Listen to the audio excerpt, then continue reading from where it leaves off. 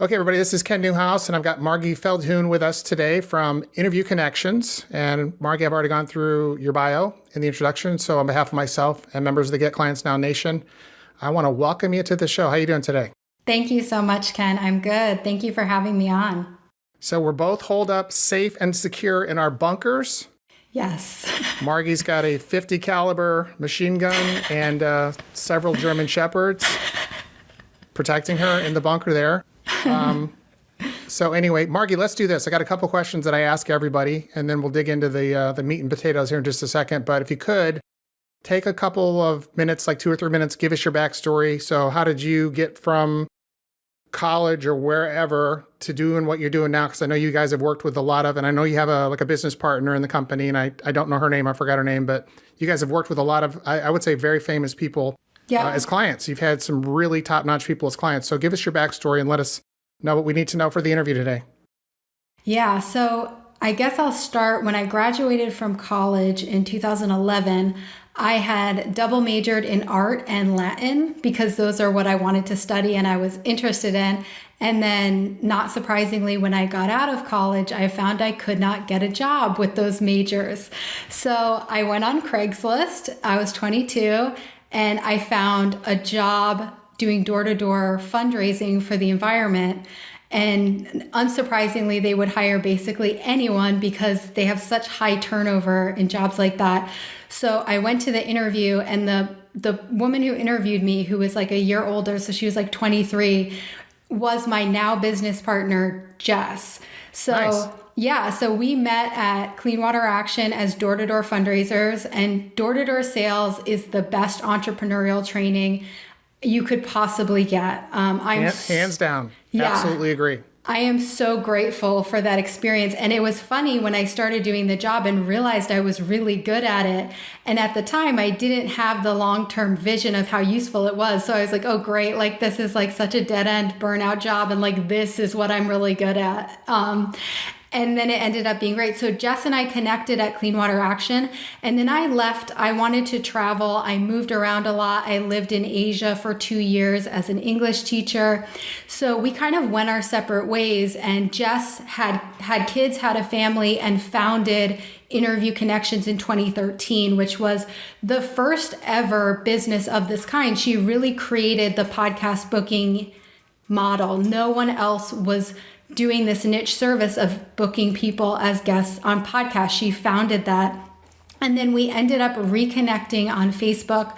My dad actually passed away and I needed people. Thank you. I needed people to come foster his pets because I didn't have a place for them to go. And Jess ended up taking his cat and adopting him. So her and her family adopted this cat, and that's how we reconnected.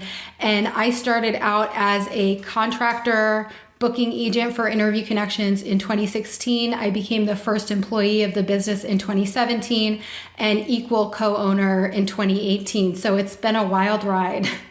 Good for you. Good for you. That's Thank you. Sorry about your dad. Thank you. That's like my biggest fear is losing one of my children and both my parents. My dad's 81 and my mom's 79, but they're on lockdown right now. And so when my sisters or I bring them anything, we bring it over and we either put it in their shed. They got one of those real nice sheds that looks like a house, but we put it in there.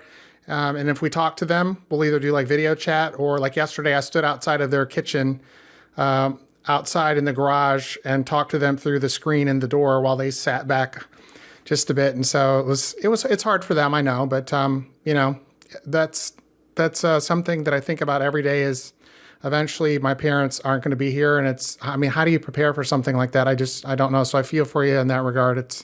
It's unfortunate, but it's awesome that you hooked up with Jess, and that's one of my nieces, Jess. That's her name as well. So I like the name. But let me ask you this question if I could, and then we'll kind of dive into the meat of the interview because I know you got a lot of great information that's going to help a lot of people today. Margy, has there been a book or like an individual who really inspired you, who who really helped you get where you are now? Sometimes people like, you just mentioned your dad. Some people say, yeah, it was my dad. He's very supportive and he really encouraged me. Some people will say it was my second grade teacher. Other people will say, hey, it was this really cool book I read when I was younger. Some people say it's my faith, whatever it is. Is there anything that comes to mind that you can think of that would help us get a better understanding of what really drives you and what motivates you? Yes, I would say that it is my dad, but probably for different reasons than people normally would say. So my dad and I were really close. And much like you just said, my parents dying truly was my greatest fear. I'm an only child. I'm really close with both my parents. And when I was living as an English teacher in Asia, I got news from my mom that my dad had died by suicide. And it was totally unexpected. We were very close. And that really changed my life in many ways, and changed who I was. My dad was also a hoarder. He was a very successful lawyer. He was brilliant. He was funny, but he had these obvious mental health issues going on kind of behind closed doors. And when he died, I moved home from Asia and I spent 5 months cleaning out my parents' house, which was this incredible project that so many people told me was not possible. There was no way I could do it. I especially couldn't do it in the 5-month timeline that I had. And accomplishing that project really was my first business. That was a startup, and I didn't know it at the time, but it was something that people said was impossible. I needed to fight through it every single day. I needed to learn quickly how to hire the right experts to do different aspects of that project. And really, I got my entire life and my entire career out of that project. Wow, that's I don't have any words to say other than just, man, that is a rough way to go. But thankfully you're here now, and I'm sure that experience has been forever imprinted into your mind. Both positive lessons and things you've taken from that. Plus, I'm sure you maybe even learned more about your dad than you knew before because of this experience. But that is that's an experience, I have to tell you. So I don't know how to respond to that other than, wow, that takes a lot of courage, and there's a lot to be said for that. So that actually, I don't know. I just have instant respect for you that I didn't have before. Not that I disrespected you, but this actually, the more you get to know somebody when you're interviewing them, this, or when you're interacting with them. I commented earlier how you look so young, but now, yeah, you look so young, which is great. But at the same time, now I see you as this super mature, super on top of it person. I know more about you. I know your business is rocking out. You guys are doing a great job, but now as an individual, this really says a lot about your character to be able to move forward like this. So if we could, let's, one other question I have, and I want to make sure I heard this correct on your website. Did I hear you say on your website when I watched one of your videos, Jess has children, you don't have children yet, but you have a blind dog? Is that a true story? Tell us about this dog you have, and what's his name or her name, and tell us about your dog. Yes, I do. So my dog's name is Harold. I am really passionate about animal rescue. And so I run fundraisers for different organizations locally. And I also am really passionate about adopting senior and special needs animals. So I have 2 cats and a dog. And Harold, I got him a year ago. He is a really grumpy senior Maltese. So he's like a tiny, angry little cotton ball, and he's totally blind. He's got like the toughest personality ever. They found him on the streets in like North Philly, this like tiny little dog, and he's amazing. I absolutely love him, and he makes me laugh every single day. I love pets, and I think rescuing pets and having pets, especially now during quarantine, but all the time, really adds so much to people's lives. They do. They really do. I'm a dog lover. My daughters are cat lovers. I'm a horse person myself. So, cool. Yeah, I love horses. I do. So let's do this. I bet your cats give him a hard time, don't they? They have an interesting dynamic. They do. He is smaller than both of the cats, but they all do get along pretty well. The cats have some issues with each other, and I think Harold sees himself as like the cat sheriff, because he'll like intervene if they're not getting along and like growl at them, even though he's not quite sure where they are because he's blind. That's great. That's great. So let's do this. Let's talk about the benefits. And right now, considering the fact that you're in your bunker, I'm in mine, we're all doing social distancing, and people may listen to this podcast, and I'm sure they will somewhere down the road when in fact this is all well and good behind us, which at some point here, I think it will be sooner than a lot of us think. But having said that, where we are now is where we are.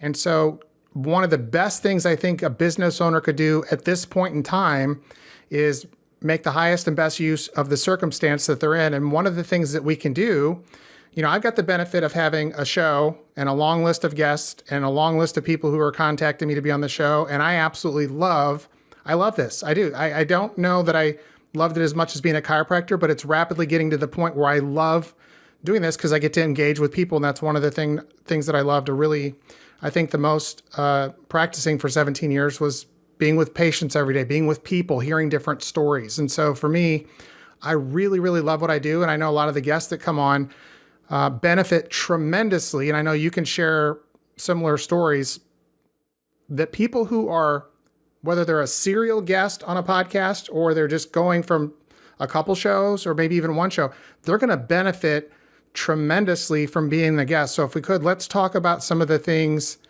some of the benefits of being on a podcast. And then we'll talk about, okay, well, can you do this on your own?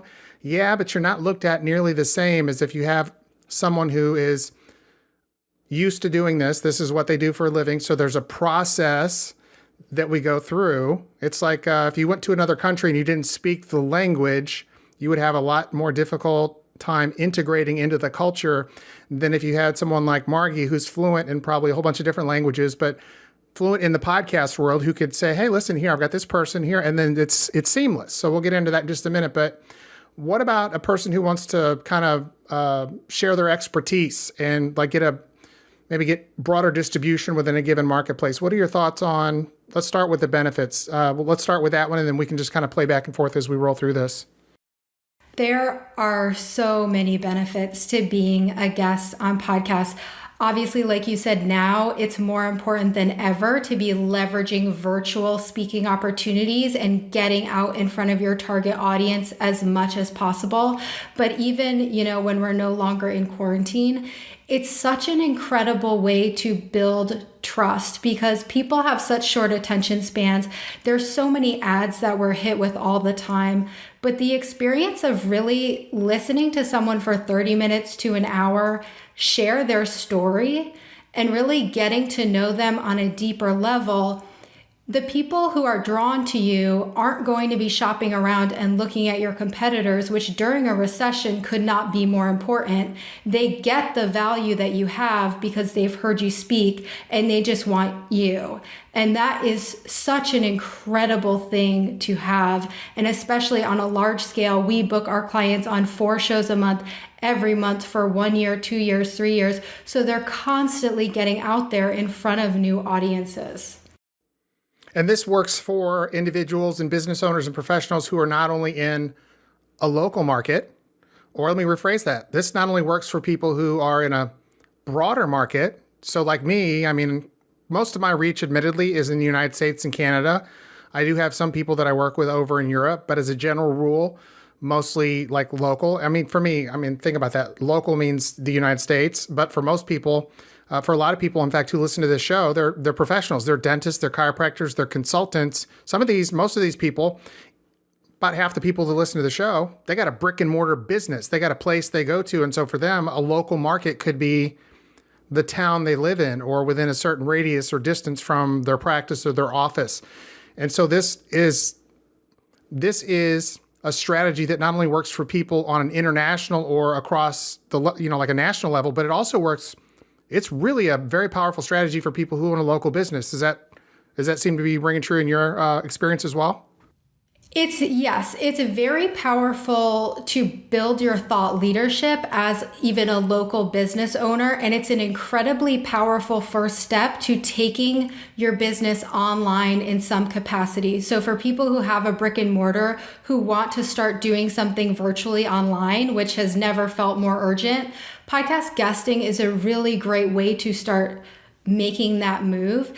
As far as targeting geo-local clients, we wouldn't necessarily recommend podcast guesting for that, just because it's not easy to target specific states in the US with a podcast. You've got listeners from all over the country, all over the world tuning in to these podcasts, which is a really, really good thing.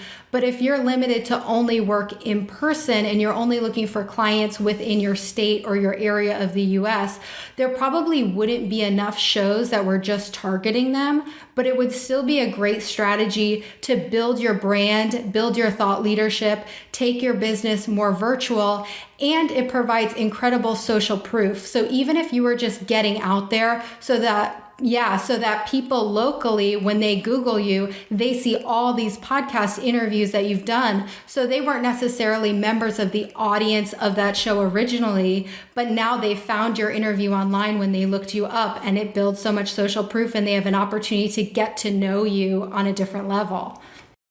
Bingo. I am so glad you said that, because I'm like, wait a minute. It doesn't matter if the audience locally can't hear them live on the podcast, because they're going to be using that for social proof. So the shows you do, so even if you're on a show, let's say I'm west of St. Louis, and so let's say that I'm on I was just on Dr. Mike Neal's show a couple weeks back. He's in West Virginia, up in the mountains, in the sticks. Who's going to listen to my show in West Virginia, up in the mountains in the sticks? Hopefully no one. But the point is that he's deep and well connected in the field of optometry. And I haven't worked with optometrists, but they contacted me and want me to help them doing some stuff with specifically social proof. And so social proof, yeah, absolutely. So if you got a brick and mortar business and you're local, it absolutely makes all kinds of sense. Who cares if the people listening to the podcast at that exact moment? Because like Margy just said, you're going to take the video and the audio, you're going to dump that obviously on your website. You're going to dump it all over social media, and there's a strategy to do that. You guys help people with that as well? With the distribution, or just the booking? So we book them on the shows, and then we do a lot of training and consulting on leveraging the podcast. So we don't repurpose the content for them, but we have a ton of trainings for our clients on how to repurpose their interviews and send them to someone on their marketing team or their VA and have them crank out all this great content. And they just had to show up for the interview, deliver their genius, and then they're done. And that can be repurposed by someone else on their team. Okay. And so just real quick, you had mentioned to me earlier that you guys have a Facebook coaching group. You have like a private membership area in Facebook. So what is that? And I want to get that now, and then we'll give it again at the end, then we'll put it in the show notes. But how would someone participate in that or get signed up for that? It's obviously free, correct? But how would a person get involved with that? Yeah, so we have a free Facebook community called the Guest Expert Profit Lab, and my business partner Jess and I are really passionate about this group. We are in there every single week doing live trainings on different subjects. So right now we're doing a lot about recession proofing your business with podcast guesting and leveraging podcast guesting for virtual networking during quarantine. So we keep it really topical. That's why we do it live. And it is a group that is for multi-six-figure and above entrepreneurs. So we're very specific about that. It is a free group, but we have the conversation at a certain level that it really is for well-established entrepreneurs who are interested in leveraging the strategy. And because we're so particular with who the audience is in the group and how we're delivering the trainings, it's a really valuable networking opportunity as well, because we find that the people in that group are great potential clients and referral partners for each other. So in addition to the trainings, there's a great aspect of community in there, which I know we all need. So for anyone who's a multi-six-figure or above entrepreneur who wants to leverage podcast guesting as a strategy to grow their brand, you can text GROUP to 38470, and that will give you the link to request to join the Facebook group. Okay. And then also we'll, like I said, we'll mention that again at the end of the show, and then I'll put that in the show notes as well. Awesome. And so just one thing I want to mention, guys. This is not an opportunity for you to come in and start pitching your stuff and being obnoxious. Go in and deliver value and help and listen, but don't go in to pitch your stuff. And I know that you probably wouldn't do that. Otherwise, I try to offend those kind of people so they don't listen to my show, because nobody likes somebody who wants to come in and just try to take advantage of a opportunity they've been given. It's not open season to come in and take somebody's group and just try to pirate everything in there. So be a good guest and be a good representative of the nation. So anyway, what are some of the other benefits that you can think of that are relevant to the people listening? Why would I, as an example, let's pretend like I don't have a show, but let's pretend like I'm a consultant or whatever. What are some of the important benefits? Yes, we're in the middle of coronavirus. Yes, we're sequestered. Yes, we're doing social distancing. Yes, I have an online business, but wow, there's like 1 million podcasts now just on iTunes. Is it really going to make that big of a difference? What are some of the benefits for me being on the show? What if, why would I want to do that? That's a great question. In addition to the social proof and getting out there in front of so many new audiences, so you're generating so many leads for your business, we also find that the high-end networking aspect is incredible. Our clients connect with these hosts and a lot of them really hit it off and they end up working together or, forming affiliate partnerships. So we find that the networking with the hosts is so valuable. And we even had a client who he had been a guest on a show and the host loved him. They had a great conversation. He reached out to him with this opportunity and invited him to speak at the YouTube headquarters, which was a crazy possibility and opportunity that when he signed up with us, we couldn't have said, well, one of the benefits you'll get is you'll get to speak at YouTube HQ. But this is the magic that happens through these relationships that get built between our clients and the hosts that they're talking to and connecting with. And then another obvious benefit is SEO. Every time someone's on a podcast, they're getting a backlink to their website in the show notes, and those really start to add up. Interview Connections has really strong SEO, and the only thing that we've done to improve our SEO is getting out on hundreds and hundreds of podcasts, so we have so many backlinks to our website out there. Okay, so let's do this. I want to ask you a couple questions. First, I noticed on your website, and this is something I got coming up here in the future. I just wanted to say this. It's not in my notes, so I want to say this before I forget. One of the big things that I train people on is social proof, and I just took a training and I redid the entire training. It's how to use video testimonials for social proof. And I noticed on your website, you guys got a lot of great, like heavy duty people who are giving you their testimonial, their thumbs up recommendations. But unless I missed it, I didn't see any on video. So what I want to do now, I've got the training. I'm going to send you the links for free. You've given your time. I want to give back to you as my way of saying thanks and then recommend your business and endorse it. But at the same time, I'm going to give you the links. I'll send you the links first to the training, and this part is free, but also to the part at the end of that is going to be a 6-week live training I do. I'm going to give you attendance for that as well. So you or Jess, but that way you can get social proof, like video testimonials. There's a specific process to go through to get them because video, as you well know, is the creme de la creme online because some people, go figure, will actually create fake testimonials. Obviously, yours are legit because no one would put the names of like these famous people. So I wanted to ask you before that, who are some of these famous people? I noticed them, but I didn't write them down. You've got several on there like Allie. I know the name, but I don't really know what she's done. But just rattle off a couple of the names of the people that you guys have worked with because it's a pretty big deal. Something to be proud of for sure. Sure. Thank you so much. So first of all, thank you. I would love that. We do a lot of social proof and video testimonials within our Facebook group. So we have a lot of clients who have gone live in the group, and then those videos are in the units of the group talking about their ROI and their experience. But we would definitely love to add more. So that would be great. Let's see, to name drop some people, we have worked with a lot of people over the last 7 years. Allie Brown, as you mentioned, who is incredible. We've booked her on podcasts and she has a great show herself, Glambition Radio. We've worked with JJ Virgin. We've worked with some big brands like Adam and Eve. So a lot of diverse industries, definitely. Nice. Okay, so could we do this? Could you give us, let's say that we've got someone out there who's like, okay, well, I'm kind of sold on the idea of being on a podcast. Ken says it's a great idea. I've been listening to his show for a while.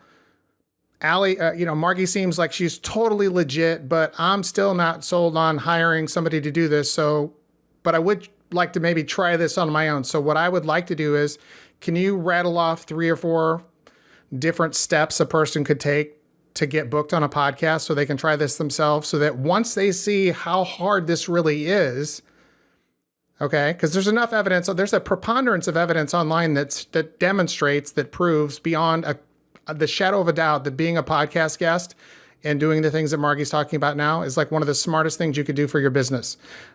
If it was easy, everybody would be doing it. But listen, her company is like the first one that ever started doing this. So could you rattle off 3 or 4 steps that are kind of involved in this and maybe just expand on each one of those just a little bit?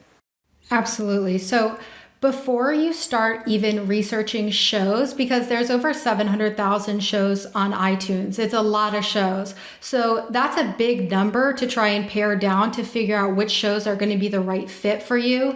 So first, you want to get really clear on what your goals are for podcast guesting and who your target audience is. You want to be crystal clear so you're not throwing spaghetti at a wall when you start your show research.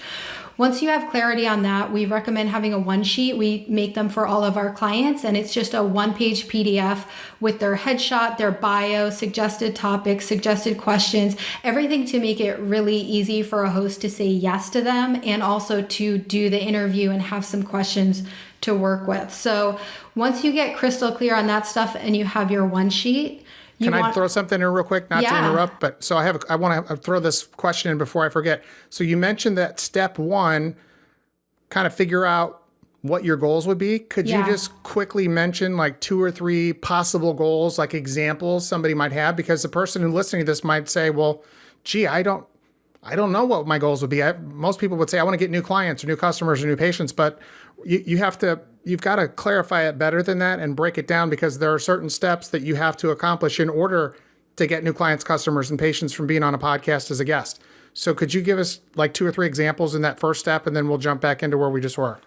Yep. So some of our clients have a goal for getting more speaking engagements, obviously less so now, but so they're leveraging their podcasts, interviews, and their relationships with the host to get more speaking invitations. So then we would target those shows for people who are connected to conferences and places that would be a good fit for them to speak.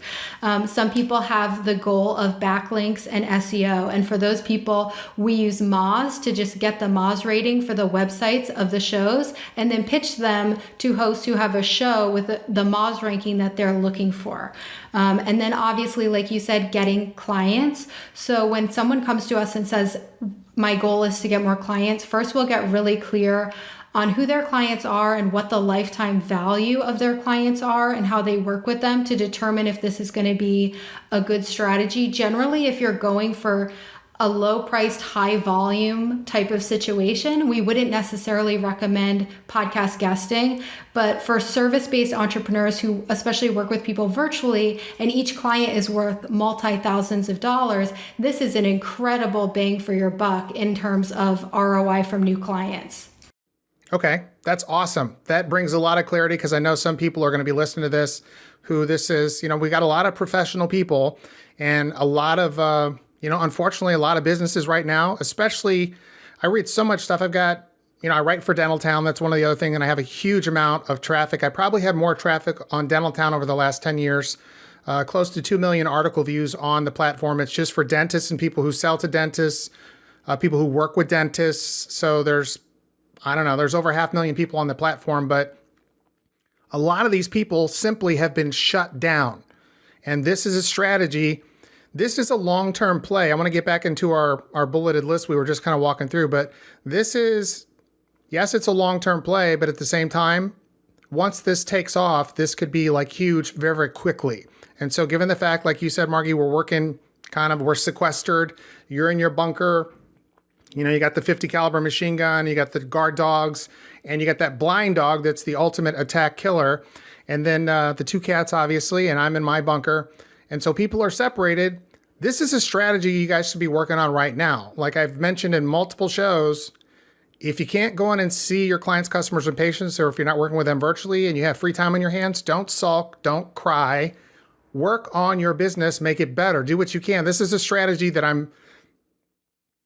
I'm suggesting, I won't beg you, but I am strongly suggesting that you implement this. I've got the benefit of doing my own show. Margy's got the benefit of doing what she's doing, but we're both telling you this is something that you definitely want to consider and something you want to follow up with. So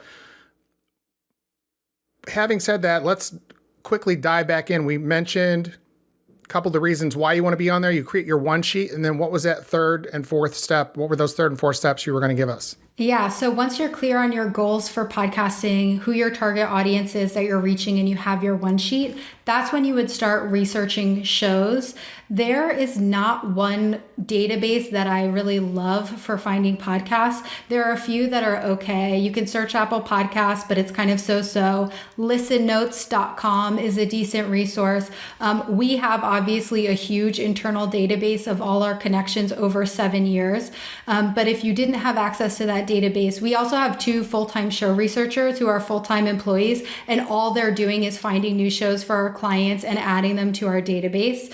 So you want to either look at Listen Notes or Apple Podcasts. You can also Google and search for shows that are a good fit based on your expertise. So you would be a good fit and deliver value to their audience that are also going to be a good fit for you. So they're targeted towards your target audience. So if I work with 7 and 8 figure entrepreneurs, booking them on podcasts, I wouldn't go on a show that's for people who are just starting their business, even though they might find the interview helpful. That would not be speaking to my target audience. So you want to find and research at least, I would say, 20 shows that are going to be a good fit for you and your goals, and make sure that they do interviews. Like, do your research, because it's really frustrating for solo shows to get guest pitches because it feels like you're not paying attention. So do your research, check the show out, make sure it's actually a good fit and that you have value to offer the show, because that's the most important thing. And then connect with them on social media, and you can send them a DM or send them an email pitch, and really lead with value and show what you want to give to their audience in terms of good content. Do not make it about you and selling your book, or they won't like it. And the podcasting community is all about giving. And I think people outside the community might not get that, and they come in a little salesy and a little pitchy. You want to be totally serve first, lead with the value. Man, I got to tell you, you just doled out some hardcore, super high level stuff.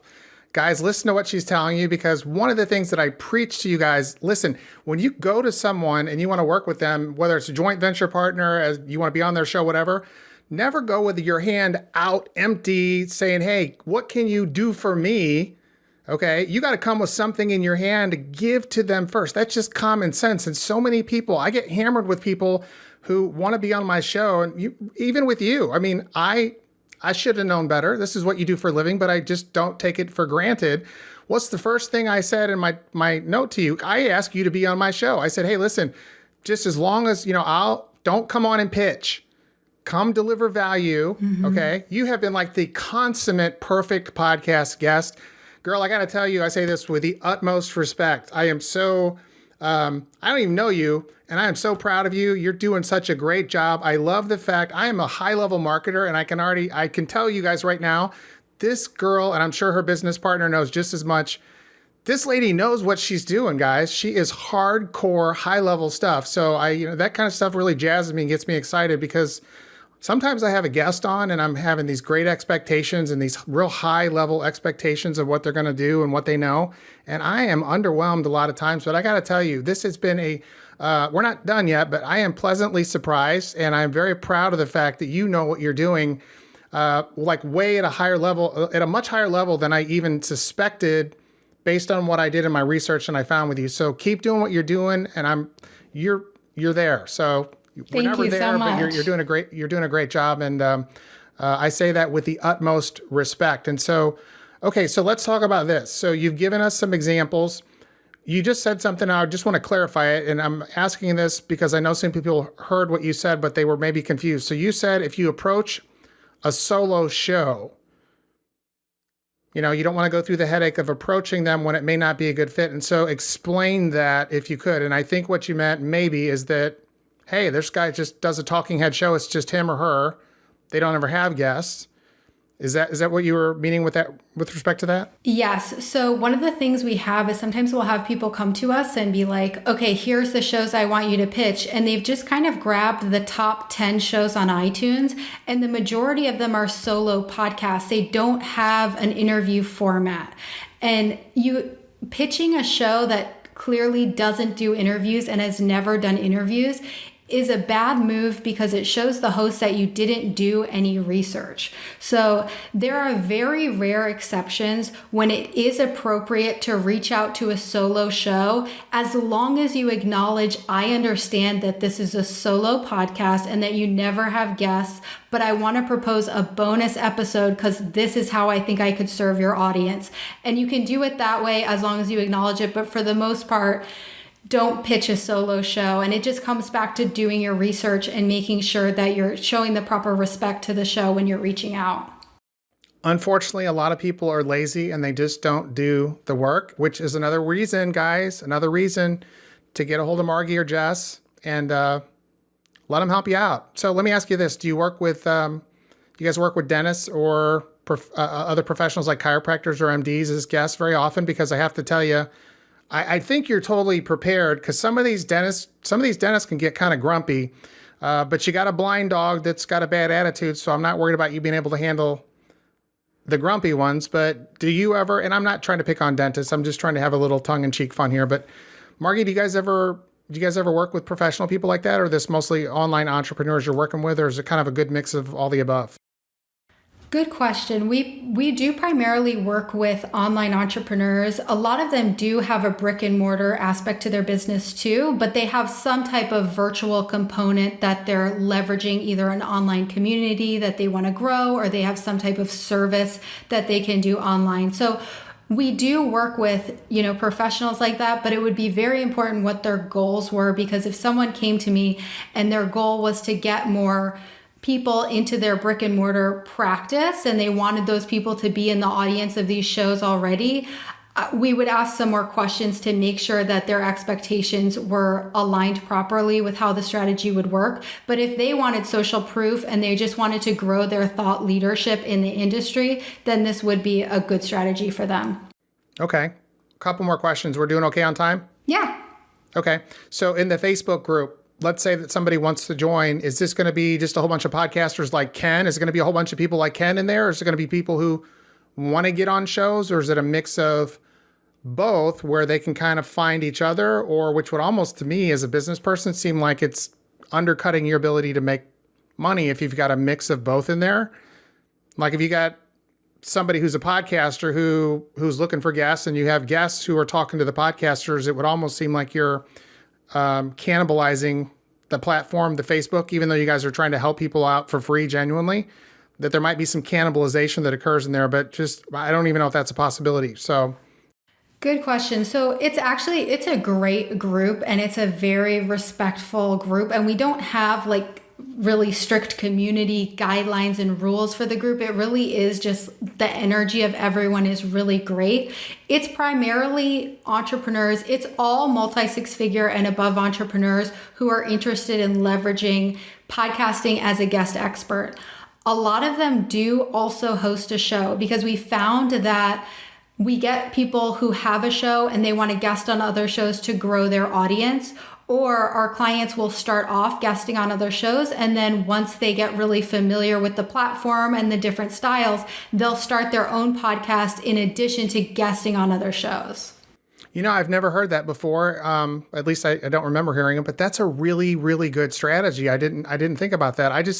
I jumped in 2 feet in when somebody asked me after a speaking engagement, why don't you have a podcast? I mean, you're doing all these webinars and things like that. I'm like, well, why don't I have a podcast? So anyway, one more, you got time for one more question before I ask you about your own promotional stuff? Okay. So what is the one question, Margy, today that I didn't ask you, but I should have asked you?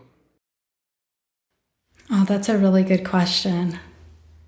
I don't know. You were very thorough. I feel like we've covered a lot.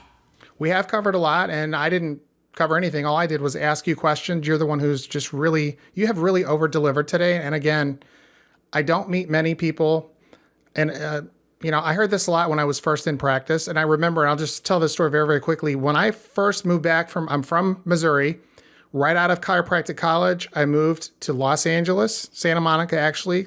Wanted to be a surfer and hang out in the sun and everything else.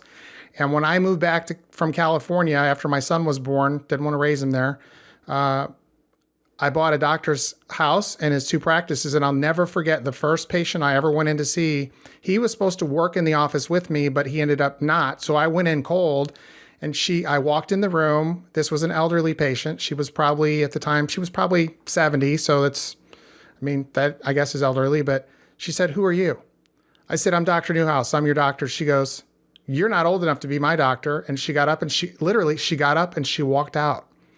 So I was in a small town. And so literally people would drive 30 or 40 miles to come see me, but I was 27 at the time, 28 maybe.